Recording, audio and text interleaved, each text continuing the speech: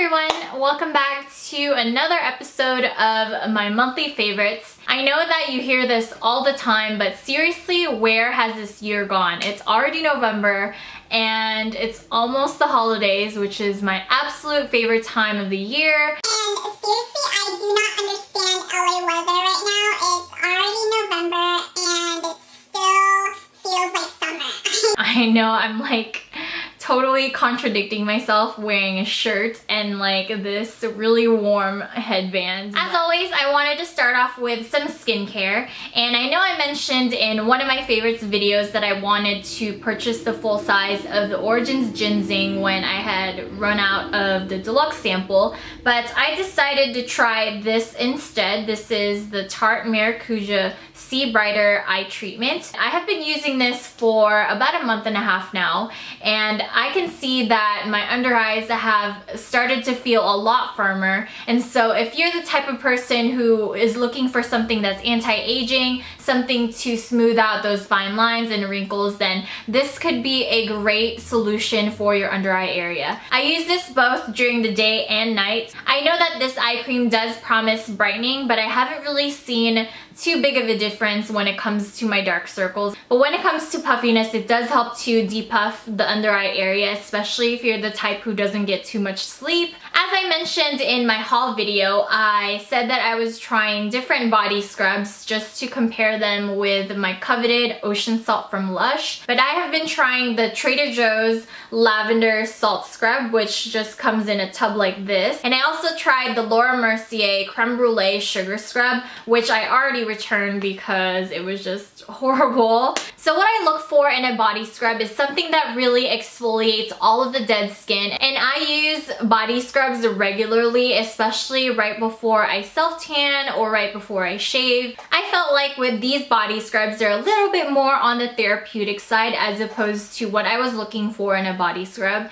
And so if you're the type of person who likes to exfoliate while they're taking a bath, or they just want a pick-me-up where you're doing two things at once, where you're exfoliating as well as moisturizing, then this could be the body scrub for you. But in my case, I usually exfoliate right before I self-tan or right before I shave, and so this doesn't really work for me because it leaves like this weird residue on my razor. I haven't really been grabbing for any other foundation besides this Marc Jacobs Genius Gel Supercharged foundation, and I am in the shade 42 Golden Light, which is actually a perfect match for me. I know this foundation is getting a lot of mixed reviews, and I was particularly intrigued to try this because Tarte from Glam Life Guru really loves the Chanel Vita Lumiere Aqua foundation, and she just reviewed this foundation and she said that this was a lot better than her Chanel Vita Lumiere Aqua. And as you all know, the Vita Lumiere Aqua foundation is my holy grail foundation for every day,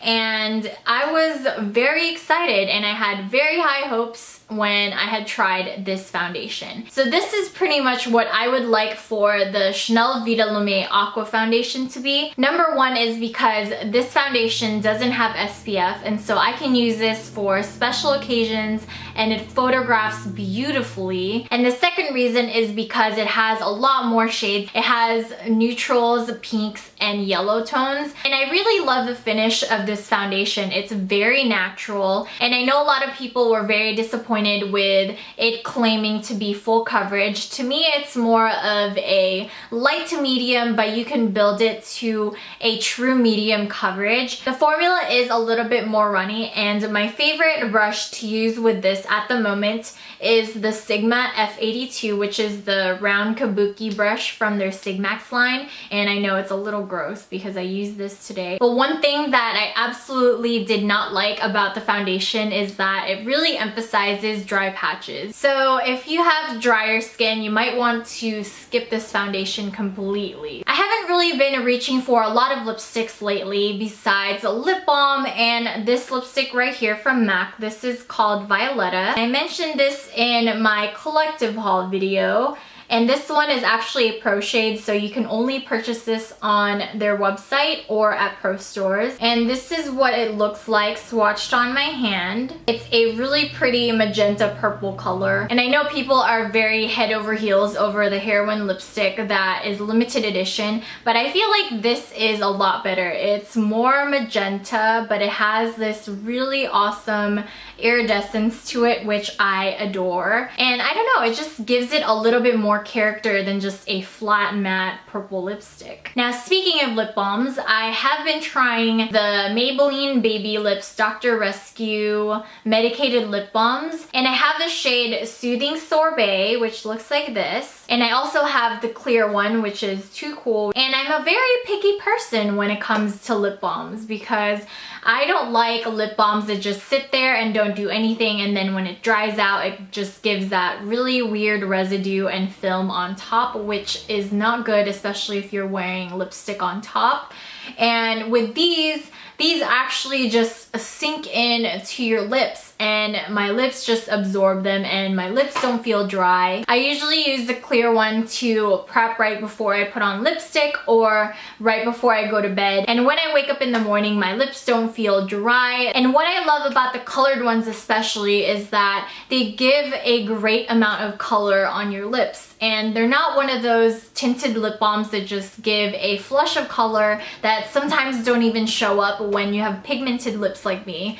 And with these, they're actually buildable. And I really wanted to try the other colors, especially the nudie peachy one, because I saw my friend Amanda, or the Beauty Box 1211, post a photo on her Instagram of a swatch, and it's pretty pigmented. It looks kind of like a luster, and so I really want to try that one. The only thing that bothered me a little bit was the smell, because it smelled like cough drops. And I know it's a medicated lip balm and it's meant for people with blisters or cold sores or canker sores, but it wasn't really an attractive scent and it was tasteless, and so it was throwing me off a lot. For mascara, I have something that's half a hit and half a miss. And it is this Tarte Lights Camera Flashes mascara, and I did review this on my blog. When I first tried this, I really loved how the formula worked because it was a little bit more wet, and so it provided really great volume and length, and it was really easy to apply because it separated really well and it didn't provide any clumps. But as the weeks progressed, I've only used this mascara for a little over a month now, and it's already starting to dry up on me. And I feel like it's because of the tube, because the tube is very wide open. It grabbed a lot of product, and so it's really hard to control how much product you get on the wand. And so if you get a ton, you have to like make sure that it goes back in the tube. And then when you're trying to coat your lashes, it just goes everywhere because there's so much product on the wand. And ever since the mascara was starting to dry up, it was really clumpy to apply on, and you can really see how clumpy it is, especially on my bottom lashes. I have very sparse bottom lashes at the moment, and so it doesn't really coat the hair completely, and I don't know how to explain it. I guess it's more of like a spidery kind of look, and that's not really what I like. So this past month, Velour Lashes released 3 of their latest Whispie lashes, and I know a lot of people were waiting for them to release their Whispie lashes, and I got to try one of them. This is called the Whispie Sweet Nothings, and this is what it looks like.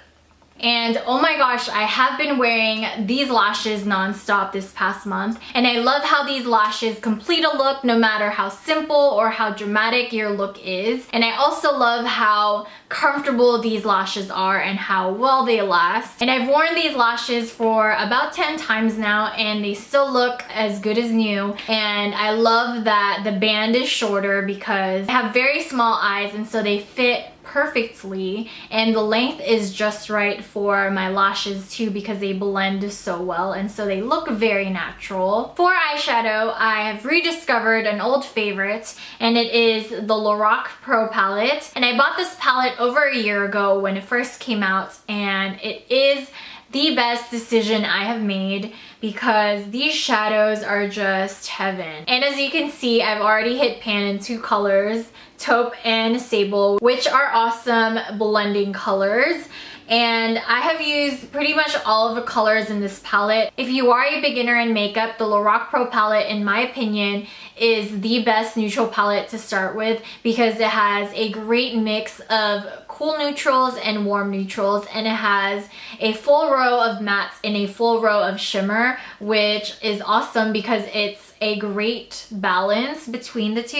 And it's a really great investment, and it's a great holiday gift for yourself or for somebody else who wants to explore with eyeshadows. As much as I can, I like to mix and match my bronzers and blushes because I have a lot and I know I have to use them all eventually. But this past month, I've only been grabbing for this combination. This one is the Tarte Park Avenue Princess Waterproof Matte Bronzer, and the blush that I have been grabbing for lately is called Accent, and this one came out in their holiday collection this year. And oh my gosh, this is such an amazing combo, especially for the fall and the winter time. It is a trend this year to incorporate a lot of taupes in your makeup, and so this combination provides just that. The blush is such a great mauve shade, and when I apply it alongside the Tarte bronzer, it provides such a neutral base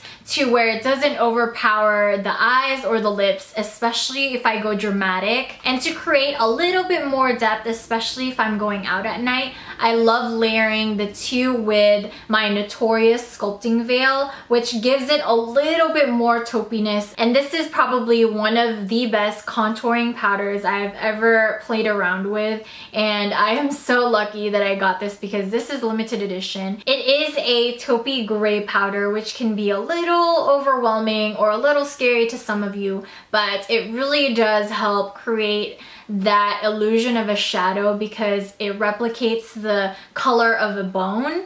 And I love it, and now that I think of it, I don't even know how I can live without it anymore.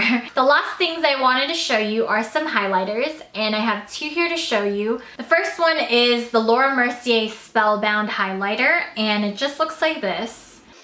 Can we just take a moment and just say, ah, to how pretty and gorgeous this packaging is? It is a limited edition highlighter, and it has this rosy gold sheen when you apply it on the face. It's not overly shimmery, which I like, and so it provides just a very natural amount of glow. And the other one that I wanted to show you is a very popular highlighter, and it's also limited edition, and this one is called Whisper of Gilt, and this one provides a light gold sheen to the face. I am wearing Whisper of Gilt on my cheeks today, and what I love about these highlighters in particular is that they're so finely milled and they don't overemphasize my pores, which is great because that's usually a deal breaker for me when it comes to very chunky and glittery highlighters. I love them because they're very subtle and they give a very natural glow to the face. So that is it for my October favorites.